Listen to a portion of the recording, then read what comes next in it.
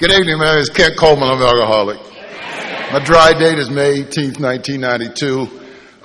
Venice Group, Sandusky. Pray for our group. We're still struggling with location since COVID. I have a sponsor. He's actually sitting right down here. My best friend is sitting right here. My girlfriend is sitting here. There will be honesty tonight like you have never heard before. I don't want there to have to be a rebuttal after this talk. First off, my parents raised me right. My mother, I always would say, would stand up right now and go, "You ain't turn out right." But anyway, I want to thank the committee for the invitation. It's an honor and a privilege to participate in anything in Alcoholics Anonymous. The life I have today is because of people like you in rooms of Alcoholics Anonymous, 12 steps of Alcoholics Anonymous, sponsorship, home group, and working intensely with other alcoholics. And that's the reason I have the wonderful life I have today.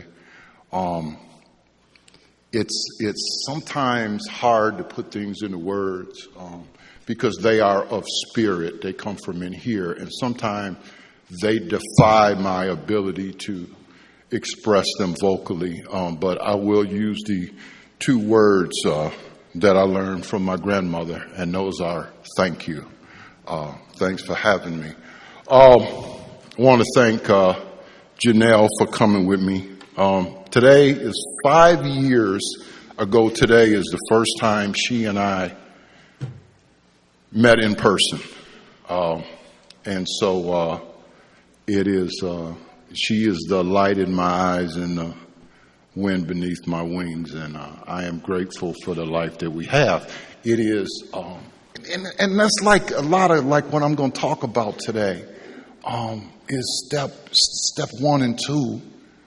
Listen, step 1 is non-negotiable. Step 1 is non-negotiable. And step 1 for me is a call for action. But I'm going to talk about that in a little bit. I've always said that alcoholism, many refer to it as a disease of denial. I don't believe that. Now, it could be, but I think in most cases it's a disease of ignorance. Had you asked me the day before I came to you if I was alcoholic, my answer would have been no. And that answer would have been based not on what was going on with me, which I didn't understand. It would have been based on the fact that I didn't know what alcoholic was. When I got off from work in the morning and went down to the tavern and said, "Man, I've been thinking about a beer all night," nobody stood up and said, "That's the mental obsession that precedes the..." We didn't know.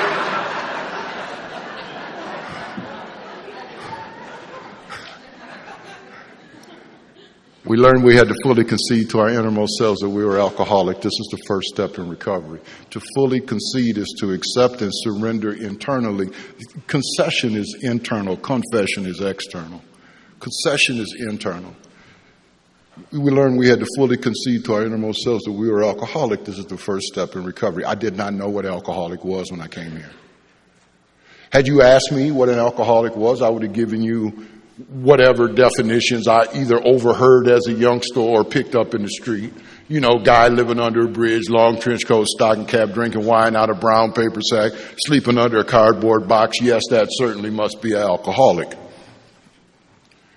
Don't have a job, right? No, all of the, and that's what I love about the book Alcoholics Anonymous, particularly the chapter more about alcoholism, because it exposes so many of the myths that we have about alcoholism. They don't have families. They don't have jobs. Read that chapter. Read that chapter. But I came to you. I had no idea what an alcoholic was. I stayed in Alcoholics Anonymous for 3 months with no sponsor, no book, no steps, no home group, nothing but attending AA meetings. And I did that for 90 days. And I ain't just go to one meeting a day. I went to 3, 4, 5. You know, a lot of things in here we realize as we look back, right? And I used to stand behind podiums like this and say, I came in here and I ain't do nothing and I didn't get nothing, right? That's not true. That is not true. I used to give a guy rides to meeting. His name was Walter. Walter got sober in the early 50s, and he was a little abrasive. I'll just put it that way. Walter lived out at the veterans home. He had those old hearing aids that looked like earmuffs. Remember those? And he screamed everything, right? And a lot of people didn't like Walter. You know, I'm in AA. I ain't working the steps. I'm the bedevilments walking. That's what I am, right? I didn't see nothing wrong with Walter. I think he was all right with me, right? And I was giving Walter a ride home one night, and I said, Walter, man, I said, you know something? I said, I can't explain it, but no matter how the day goes, no matter what happens, no matter how crazy I am, no matter how bad I feel, no matter how scared I am, I always feel better after an AA meeting. And Walter turned and he looked at me and he said, don't you know why that is, dummy? And I said, no, Walter, why is that? He said, what's the first thing we do in an AA meeting? I said, we say the Serenity Prayer. He said, what's the last thing we do at an AA meeting? I said, we say the Lord's Prayer. And he said, and you've been sitting in the fellowship of the Spirit. And he said, that's why you always feel better after an AA meeting, Kent. And I have not forgotten that. So that's what I did for my first 90 days in here, as I sat in these meetings. And I didn't get better. I didn't get better. I got worse. I became more angry. Here's what really happened to me. I became more frightened. Because now I don't have that thing I used to lean on. I don't have that anymore. And the more frightened I became. See, I'm not a bad guy. I'm not a tough guy. I'm not a gangster guy. I'm a scared guy. I'm a scared guy. And the more frightened I become, the more desperate I become to try to control the things around me that scare me. And I'll do that any way that I think I need to do it. If I need to feel like I need to holler at you or control you or dominate you, if I feel like I need to kiss up or suck up to you, whatever it is, because I'm so scared. And so this went on, and it went on. 60 days not drinking and going to AA meetings every day. I picked up a steel bar at work, and I intended to smash a supervisor in the head with it. And had I done so, I'd have killed him. And I'll tell you, I intended to do it. That's what I looked like. 60 days, no booze, nothing else, right? Don't drink and go to these meetings. And you know, if you go to enough meetings, you'll hear somebody say that. And if you like me and you scared as I am, I latched on to that. Don't drink and come to these meetings. Don't drink and come to these meetings. If I put my arm through a window and I cut an artery in my arm and I start bleeding all over the floor, I drive myself to the hospital, I run in the emergency room bleeding to death. The doctor walks out and says, come on back, Mr. Coleman, we'll treat you now. I sit in the emergency room bleeding to death, look at the doctor and say, no, thank you, I'll just sit here. And I bleed to death in the emergency room. Ladies and gentlemen, welcome to the emergency room. I've been here for over 30 years now, and I've watched people die of untreated alcoholism who attend these meetings on a daily basis for years and years. Remind the prospect that his recovery is not dependent upon people, it is dependent upon his relationship with God. Okay. And there's a lot of things that go into that. 90 days, Oh, I didn't hit that guy. Actually, a guy came and saw what I was about to do and grabbed that piece of steel out of my hand. I sponsor him today. True story. He's actually sober longer than I am.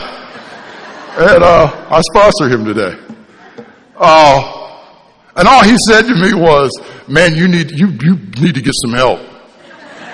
All right? 90 days I'm sitting in the parking lot of a bar. Over 250 meetings of Alcoholics Anonymous in 3 months, and I'm sitting in a car, and I'm gripping the steering wheel, and I'm vibrating. Anybody know what that's like? I'm vibrating, dude. And I'm thinking to myself, what am I, some kind of freak? I go to these meetings every day.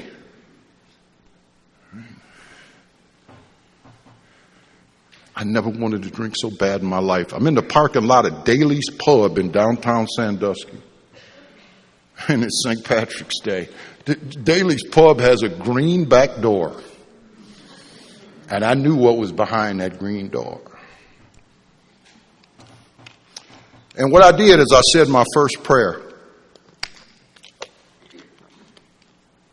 3 months, I ain't said a prayer.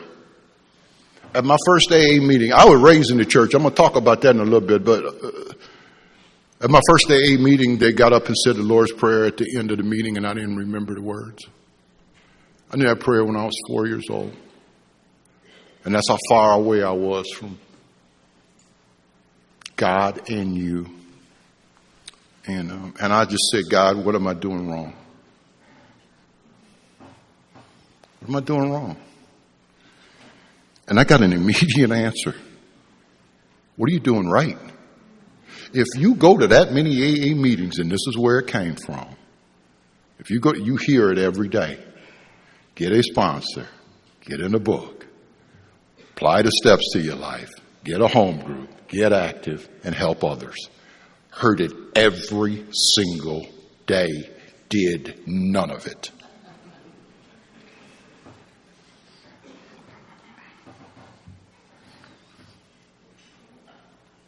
And it was in that car that I fully conceded to my innermost self that I was alcoholic. So I get this sponsor and we get in this book. And there's something in there called the doctor's opinion, and it describes. See, I'm not going to stand up here and quote out the book. Listen,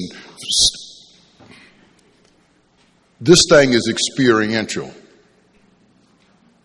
It's not intellectual. It's not theoretical. It's experiential. I want to share a little of my experience. But in this doctor's opinion, he talks about this allergy of the body. Now, prior to the book, the publication of the book, this had not been made public before.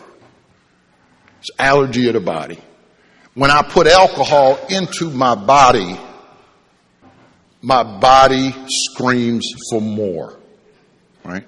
He called it an allergy. An allergy, obviously, is an abnormal reaction. They said 1 out of every 10 people who drink will have this allergic reaction to alcohol. So did that happen to you, Kent? I started drinking when I was 14 years old. The first time I got drunk, I drank 5 quarts of Swiss malt liquor Bull. I was 14 years old.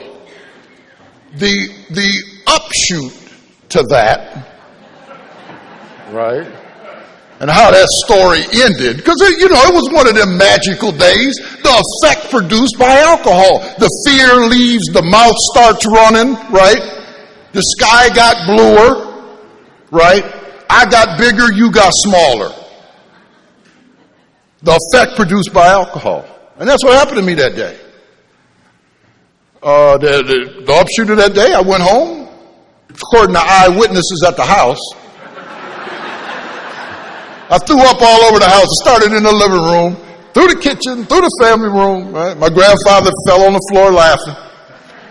Went in the bathroom, hit everything but the toilet. Y'all know how it is. My mom, go ahead, clean up this mess. You've been drinking. It smells like a brewery out here. Stagger into the hallway in what later years I always say would be my drinking uniform, my underwear. I got one of them hangovers you can take out and look at, right? I'm dying. I go in the bathroom. I look through bloodshot eyes into the mirror. Stay with me if you knew. And this is what I said. Man, oh man. I cannot wait to do that again. Now you hear a lot of people who get in trouble their first time drinking and they like, oh, that's that. No.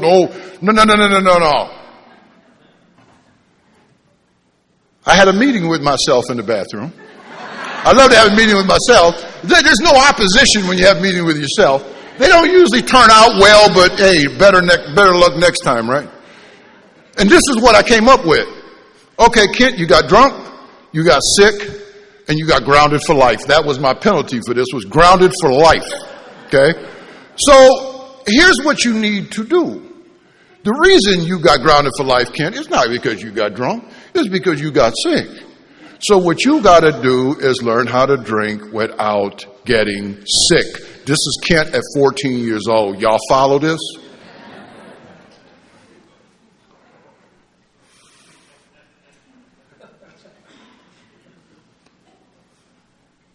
When my job, when my family, when my freedom, and eventually when my life depended on me not drinking, no matter how bad I didn't want to, no matter how bad I knew I shouldn't. I have an obsession of the mind that will justify the taking of a drink even if it kills me or even if it kills you. And I don't know if you got what I got.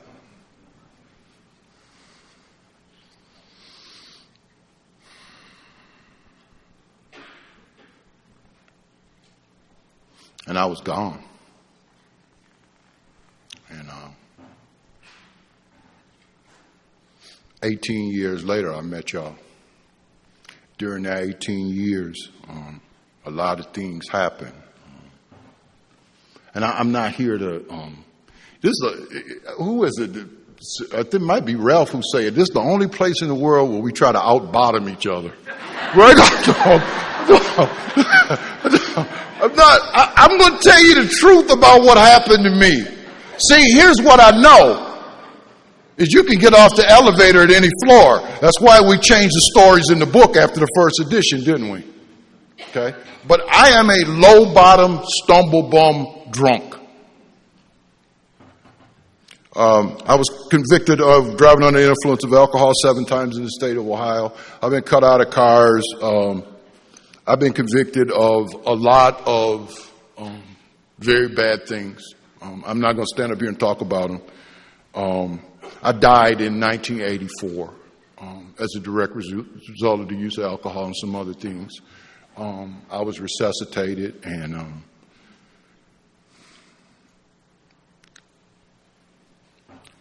my older brother died when I was 13, and killed my mom and daddy, killed my grandparents. When you see your parents hurt like that, it's different than seeing somebody else.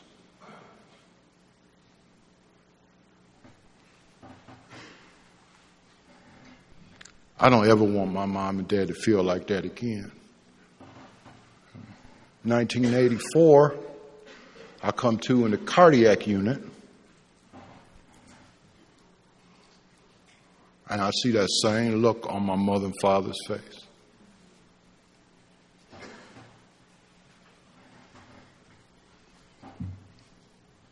And I laid there, and my mother said to the doctor, I done already lost one son, I can't lose another one.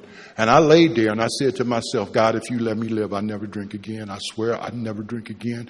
And I'm going to tell you something, I meant it as much as I mean it now. I spent 48 hours in the cardiac unit, and the cardiologist said it's a medical miracle. His heartbeat is fully restored, as strong as a horse. And they took me out of the cardiac unit and put me in a regular hospital room. I'm in the regular hospital room, 10 minutes out of the cardiac unit, and here's the thought that comes to me.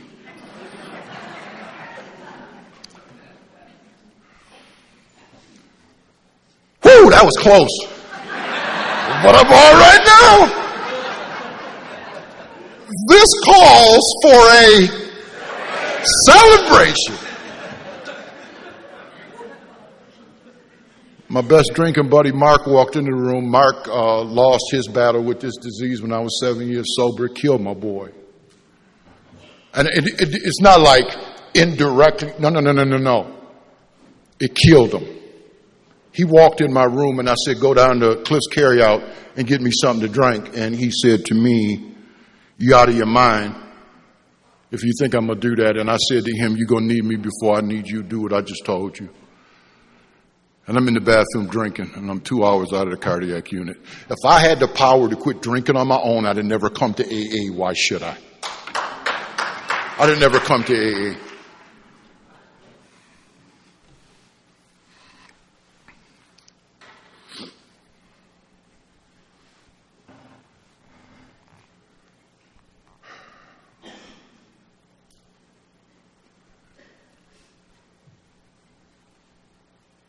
They cut me out of a car at the corner of Columbus Avenue and Taylor Street. This is my last DUI. With the jaws of life. About 7 o'clock on a Sunday morning. Been up all night. Was busy, you know. Driving a car ain't got no brakes on it. Now working for a motor company.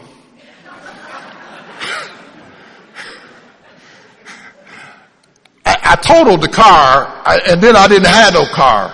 Then I had the distinction of working at Ford Motor Company and having no car. Yes, it can be done. You're looking at the man who did it. And, every week I said, I'm going to get these brakes fixed, man. Every week I get a paycheck. And I say to myself, not this time, baby. Not this time. I'm going to cash this check. Get these brakes fixed, give my mom her money, and start doing right. Listen, I don't know about you, but I wasn't raised to live like an animal because that's how I lived.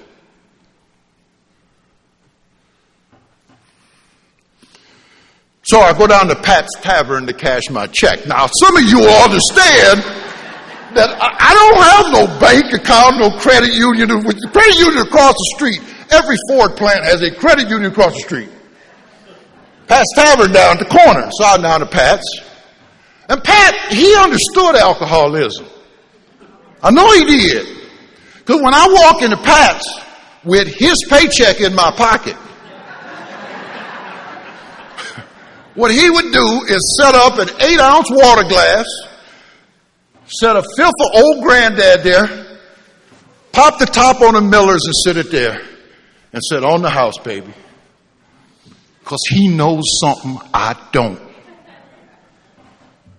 That when I take that first one, something happens to me that ain't going to happen to 9 out of 10 people in that place. And I wake up on Saturday and I say, no more. Does anybody follow what I'm saying?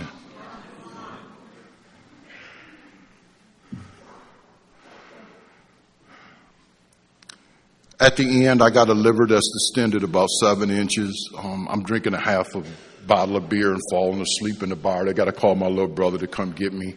I go to work 2-3 days a week. If I can make it. Only reason I had a job is because of the union.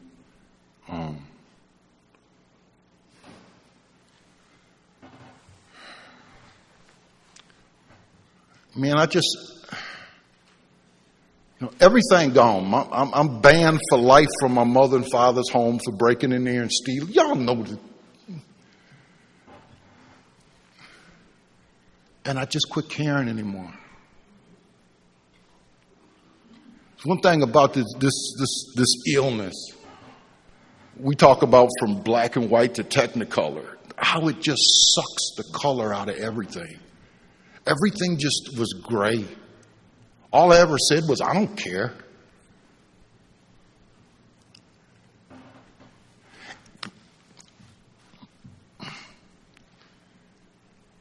But the ego is resilient, isn't it? Because if you had to ask me that day, Kent, how you doing? Right? I talked about the bedevilments, right? Here's what my life looks like. Well, my body's given out. I'm 32 years old. I've been dead once. Every significant relationship in my life has been destroyed. I have nothing. I'm full of fear. I'm depressed. I honestly don't care if I live or die. I'm on a period of indefinite probation. Now, I heard of people getting put on probation for 1 year, 3 years. I stood in front of a judge who placed me on a period of indefinite probation. Now, you're talking about unmanageability. The state of Ohio has stepped in and said this has gotten so bad that we're going to help you. When they said indefinite probation, I leaned over to my lawyer. His name was Jeff. I said, Jeff, if you don't object to this, I will. He said, shut up. I'm trying to keep you out of the penitentiary. Like, this is the state of my life. There's a line in the book. Stay with me. The alcoholic life becomes the only normal one. Now, I'm going to say something that's going to sound absolutely crazy because that's what my life looked like. But if you would have asked me how I'm doing, this is what I would have told you. I'm all right. How are you? Anybody relate to that? Standing there, toe up. I'm all right. How are you? See, this thing, no human power,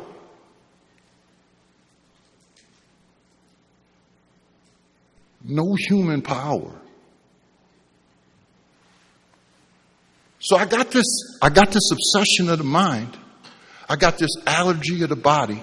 I used to think the allergy of the body was just that, I drink like a man, y'all weak.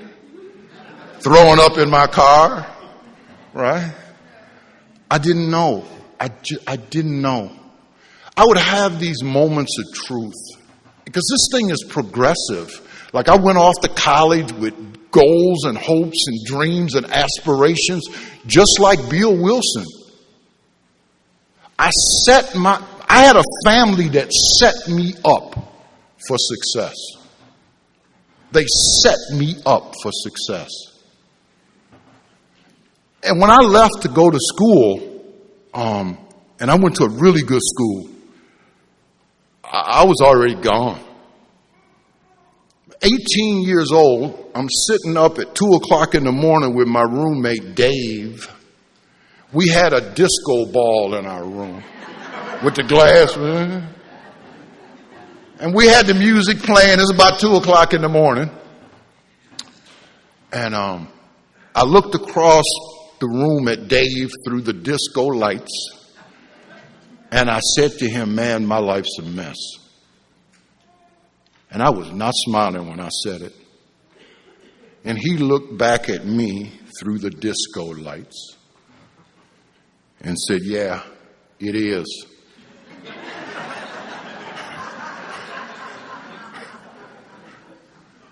And he said, so is mine. We was drinking night train wine. You going to school, you ain't got a lot of money.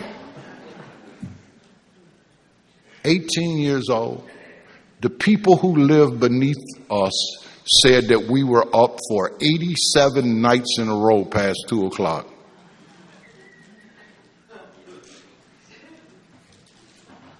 All I said to them was, I thought it was 88. If you don't like it, come join us. And they did drink up half our wine. That is a true story. But anyway, I have this sponsor, and we're going through this book. And we started the doctor's opinion. We go through Bill's story, the progression of it. And I see that this thing, because see, step one is an internal concession. And the book, Alcoholics Anonymous, and I know it's a hand to God book because the people who wrote it were incapable of doing it. The book can raise the bottom for you. It will give me, if I can identify with it at a personal level. So when I'm taking a new guy through the book, I got 2 brand new guys right now. We page by paging. And I'm getting them to tell me, okay, yeah, it happened to me. I want to know, how did that happen to you? Talk to me about it. I call it sinking the hook. Until this thing get real in my experience, it's just very interesting information. Very interesting information. How did that happen to me? When did it happen? Tell me about it. And that's what started to happen to me. I started to see that this thing takes, that it doesn't give. I saw the progression of everything in Bill's life. I saw his relationship with his wife. I saw his career. I saw his friendships. I saw his health. I saw the effect of alcoholism on those around him.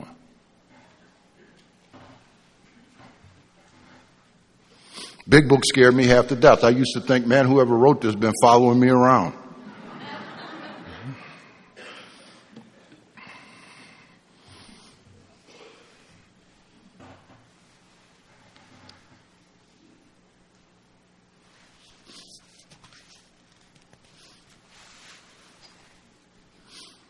I have a moment of clarity sitting outside the Pump Lounge. There's a guy, he just died, I think, last year, Six-Pack Charlie in Cleveland. He was 63 years sober when he died. And this cat was dynamite behind a podium at Alcoholics Anonymous. He was as good as I ever heard. And Six-Pack used to say, that's the moment when God paralyzes the liar in you long enough for you to see the truth. And I sat in the car and I saw the truth. And the truth was simply this: if you don't stop drinking, you're going to die. And you better get some help because you can't do it by yourself. And you better do it now because you're running out of time. I believe that is the result of a lot of people's prayers. I did not come here on my own volition. I did not have anybody in my life telling me you need to go to AA. As much trouble as I have been in, which was alcohol related, which was all of it. No judge ever gave me a paper and said, you need to go to AA meetings, get this paper signed. And I know that other people was getting that, and I know that the reason that it didn't happen was God knew that if I wasn't ready, that I wouldn't come back. I really do believe that. I got to see this when my first sponsor used to say, AA works best when you run out of ideas. I was not too enthralled with what I saw and a lot of stuff in AA, but I would grant you this. I did not have another tap to turn. A lot of my, in the early days with me was, what have I got to lose? If it doesn't work, I'm dead anyway. What have I got to lose? I wish I could say, oh, gosh, I want what you have. I didn't let y'all get close enough to me to see what you have, to tell you the truth. Now, when I first came here, I heard your stories. I identified with that. But I kept y'all here.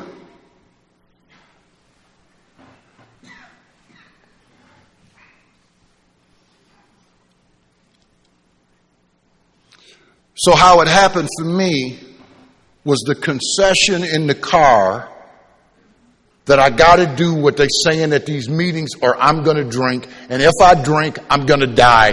There was no question in my mind. And what it became for me was live or die. That's what it became for me sitting in that car. Live or die, dude. And it's up to you. Ain't nobody going to come and knock a drink out of your hand if you go into Daly's Pub. Live or die. What do you want to do?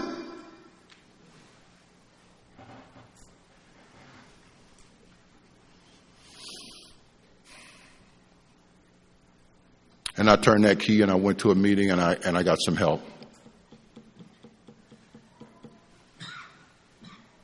When I say step one is a call to action, that was the action that followed. I decide I'm alcoholic. I decide I want to live. Okay. And these are the things that I'm going to need to be able to do this. So I started to move my feet.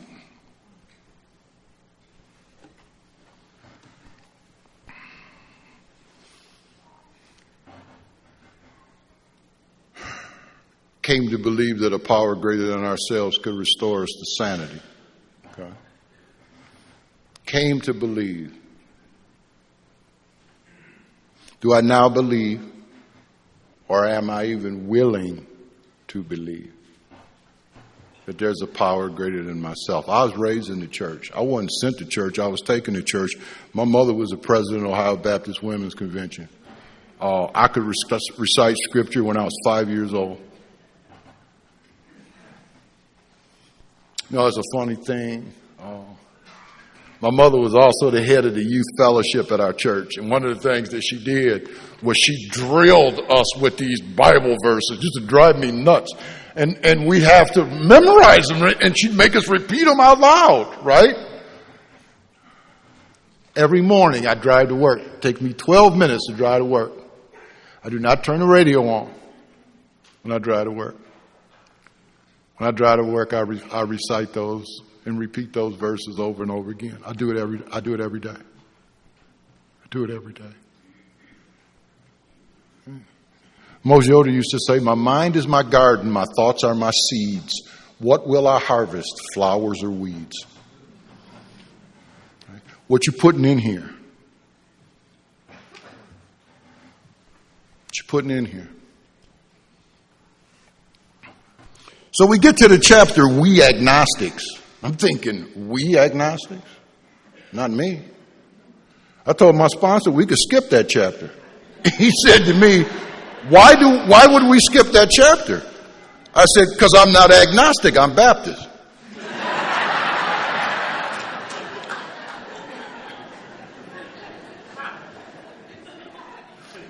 His response to me was, I beg to differ. He said, what you really are, Ken, is a functional agnostic. Now, I didn't know what that meant, but I didn't like the sound of it. So I said to him, what is that? And he said, that's a person who professes to believe in God, but who lives like there ain't one.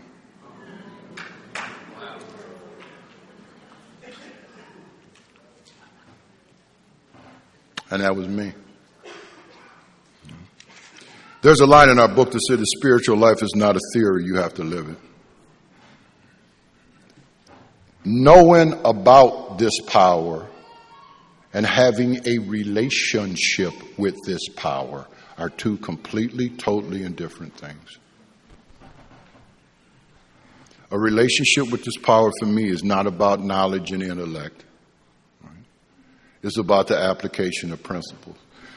Came to believe that a power greater than ourselves could restore us to sanity. What is sanity? Soundness and wholeness of mind. Obviously, I have described to you the insidious insanity of alcoholism in a few examples in my life. It was so insane. When I got cut out of the car, the next day I was recounting the story down at the Bucket of Blood. We was at Nell's Cafe. And one of the guys said, "Oh my God, thank God you were drinking." I said, why? He says, because you were limber. He said, if you'd have been sober, you'd have stiffened up, you'd have broke your neck. I said, oh my God, it saved me again. Give me another drink. Anybody relate to that? That's a true story. Booze is always the victor, no matter what the condition of my life, even at the end. When I'm drinking a half a bottle of beer and falling asleep, they got to call my little brother to come get me. Bill used to say all the time, I never walked into a bar room and said, hey, bartender, give me a shot and a beer. I want to be in jail by 9 o'clock. It's always going to be different. Tonight's the night. Tonight's the night I'm 14 again.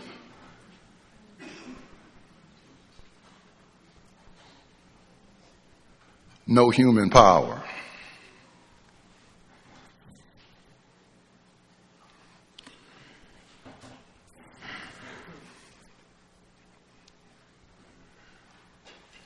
As we went through the chapter, he explained something to me, and there's something I do with the guys I sponsor. The purpose of the chapter, We Agnostics, is not to convince me that there's a God.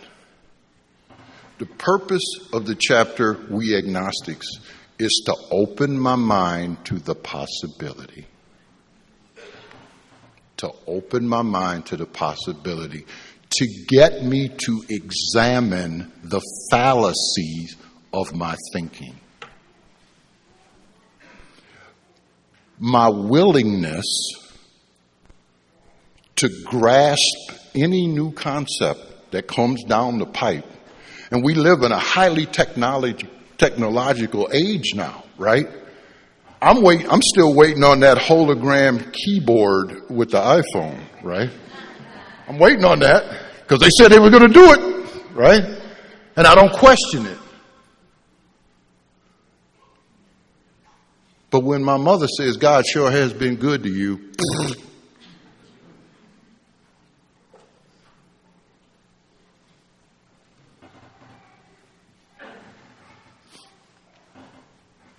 how many times has God shown himself? This was something I did with my sponsees during COVID. We had we have a Zoom meeting and guys around the country. And we started to look at, in our 11th step, we started to look at all of the times that God has shown himself in our lives prior to AA, getting to AA, and since we've been here. And the sharing that took place in that meeting, I got sponsees in this room.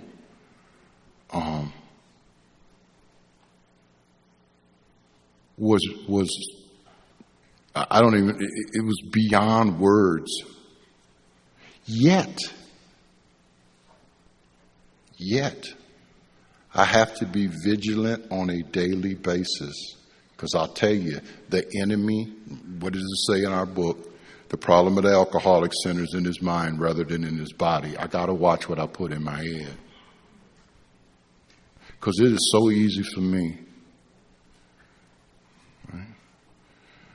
I told my sponsor a few weeks ago, I was like at work. And it's a crazy thing, like I'm aware of how this insane, judgmental, opinionated thinking gets me into trouble and usually comes out my mouth. But I can't stop it. This thing up here, like I go to work, I be prayed up, you know, I'm ready. I've been meditating even in the car on the way. I'm getting right. Man, I get in there and I sit down at my desk and somebody walk by and I'm thinking, I bet you ain't done nothing this morning. It just sparks this thing. Obviously, right? I need help. Obviously, right? So I come to believe, which infers this is a process. But how does the process take place? There was a lady in treatment, when I was in treatment, who used to come to the meetings at the treatment center. And she would always say to me and my roommate, fellas, if you take one step toward God, God take two toward you. And I thought, well, that's a real nice platitude from some church lady, right? The depth and weight of that, it's taken me 30 years for that to start to sink in. See, the way that this thing works, and the way I was sponsored, and the way I'm still sponsored today, is take the action. Take the action. Do it. Say the prayer. Don't matter what you think. Go help the guy. Don't matter what you think. Do it. Has never failed me yet. Never failed me yet. So Bob told me I had to start saying the prayer of St. Francis in the morning. And I've been doing that ever since he told me that. And it has gotten better. But this power can restore me to sanity. Right? Soundness and wholeness of mind. Okay, so the obsession to drink, I don't have. I haven't had it since probably when Finley and Kenny Bombalicki started me in the steps. It left. But here's what I do know. It can come back. It can come back. Step one is the root. Everything else, as Bill said at 12, we do to the best of our ability. We don't do it perfect. But one is the root.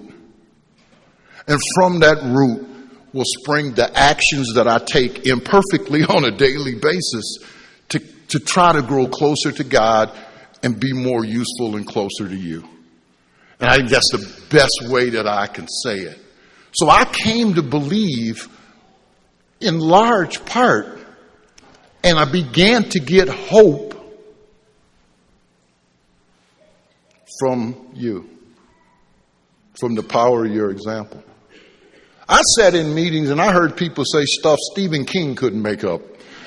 Right? But they were standing up there dressed nice, smile, right? Eyes all lit up. There was a guy in my home group, Rick H. He's passed on now. And Rick used to tell this story about laying in his backyard. This guy was an engineer at General Motors. Laying in his backyard shooting his gun at the moon. Because he told his wife and family he was going to the backyard to kill himself.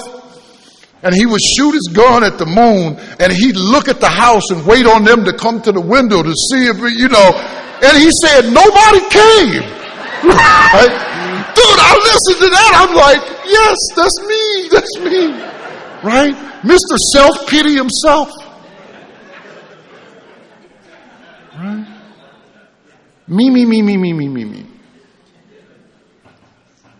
The power of your example. One of the great benefits of coming to these meetings. And there's a million. I mean, they're legion, obviously. But I came to believe in large part that this power that helped you could help me. And that started in step one because I got what you got. And now I'm starting to see what you got, and I want what you got.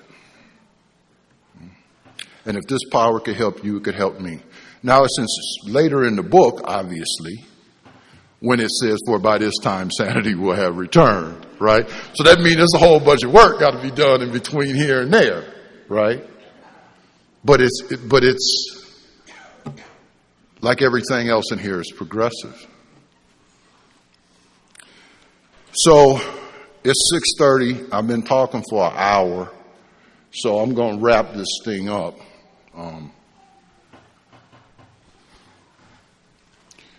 When we get to the ABCs, A, that we were alcoholic and could not manage our own lives. Okay? Talked about that. Talked about what alcoholism is. Talked about what an unmanageable life looks like. B, that probably no human power could have relieved our alcoholism. If I had the power to stop this on my own, I'd have never come here. Couldn't do it for mama, couldn't do it for daddy, couldn't do it for the job, couldn't even do it to stay alive, man. No human power could have relieved our alcoholism. But God could and would if he were sought. So what I got to do now is I got to start seeking. And we're going to move to step 3. And my friend Charlie going to help us with that. Before I leave, I got to give you one instance of, this is a show that this happened this evening since I got here, that I ain't wrapped too tight. We are staying on the second floor. I am lazy. So I'm trying to figure a way to get in and outside to get stuff without going all the way down to the lobby and go out. There got to be a route, right? Well, right across from me is a door. It says stairs. Oh, yeah, stairs. Wonder where they go. So I go down these stairs, and I end up standing in front of a door, and it says fire door. It says this door is to remain closed at all times. And here's the thought that occurred to me. Really? This door has to be closed at all times? What if it's not? What if it's not?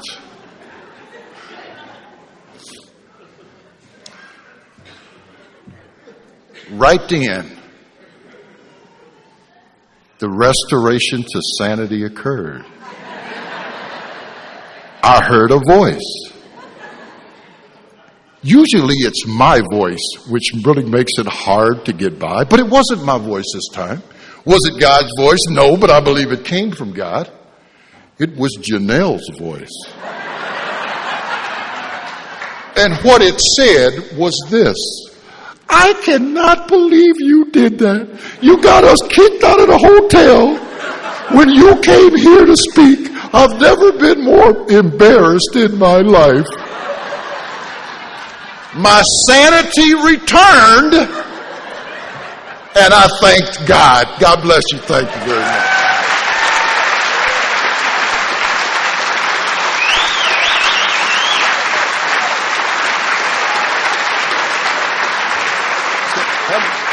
I gotta make him. Huh?